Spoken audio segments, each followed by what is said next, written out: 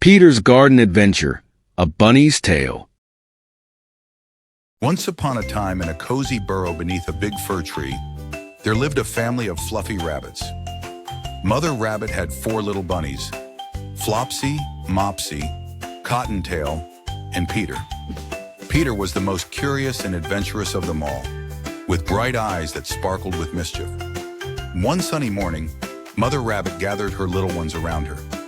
"My dears," she said, "I'm going to the market to buy some fresh carrots and lettuce. You may play in the meadow, but remember, stay away from Mr. McGregor's garden. Your poor father had an accident there, and Mrs. McGregor put him in a pie." Flopsy, Mopsy, and Cottontail nodded obediently. "Yes, Mother," they chorused. But Peter's whiskers twitched with excitement. He had always wondered about the forbidden garden. As soon as Mother Rabbit hopped away, the little bunnies scampered out to play. Flopsy, Mopsy, and Cottontail went to the meadow to gather blackberries. But Peter? Oh, Peter had other plans. He squeezed under the garden gate and found himself in a wonderland of vegetables. Lettuce leaves as big as umbrellas, crunchy carrots poking out of the earth. Peter's tummy rumbled with hunger and delight. First he nibbled some lettuce, then he munched on some French beans. Next he crunched some radishes. Peter was having so much fun that he forgot all about his mother's warning. Suddenly Peter heard a noise that made his long ears stand straight up. "What's that?" he wondered. He turned around and saw Mr. McGregor. "Stop, thief!" shouted Mr. McGregor, waving his rake in the air. Peter's heart began to race.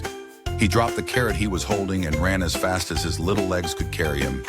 Peter dashed this way and that, looking for a way out. He lost one of his shoes among the cabbages and the other shoe amongst the potatoes. Peter was so scared that he didn't even notice. He ran and ran until he came to a pond. There he saw a big white cat sitting very still and watching some goldfish. Peter didn't stop to say hello. He knew cats could be dangerous to rabbits. Poor Peter was lost and tired. His fur was all messy, and his paws were sore from running. He sniffled a little, wishing he had listened to his mother. Just then, Peter spotted a watering can in a corner of the garden. "That looks like a good hiding place," he thought. He hopped inside, but oh no, there was water in it. Peter was wet and cold, and he sneezed so loudly that Mr. McGregor heard him. "Aha!" cried Mr. McGregor, rushing towards the watering can. But Peter leaped out just in time and ran faster than ever.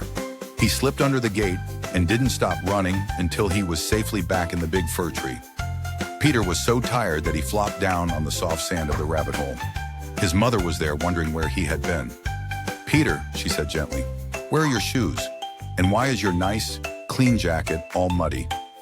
Peter looked down at his dirty blue jacket and wiggled his bare toes.